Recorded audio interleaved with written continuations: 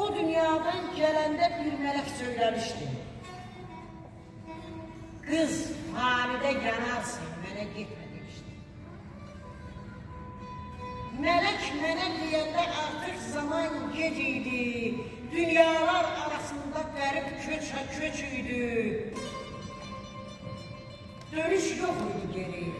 Daha çıxmışdım yola. Bugünkü taleyimlə dayanmışdım qol-qola.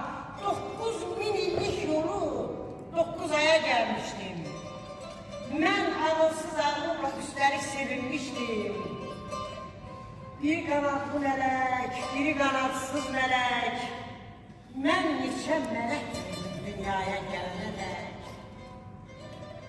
Bu dünyada gördüyüm mələk bastı bağına. Burada ana deyirlər bu mələyin adına. Gece gündüz yatmadı, dayandı keşiyimdə. Gündüzlər qucağımda, gecelər beşiyimdə. Bax, beləcə böyüdü, çatdırdı boya, başa. Dedi, daha büyüdüm, yaşa, övladım, yaşa. Məni yaşa söylədi, yaşamaq öyrətmədi.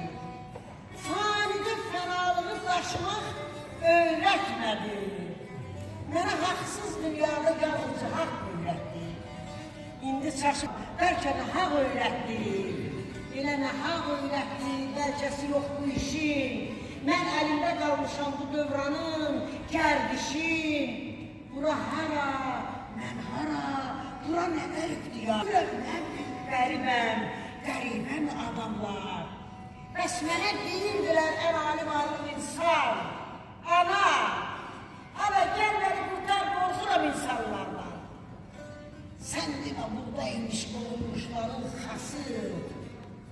Aman, aman, ay aman, bura şeytan yuvası. 1000 il orada var oldum, bir an əzab çəkmədim.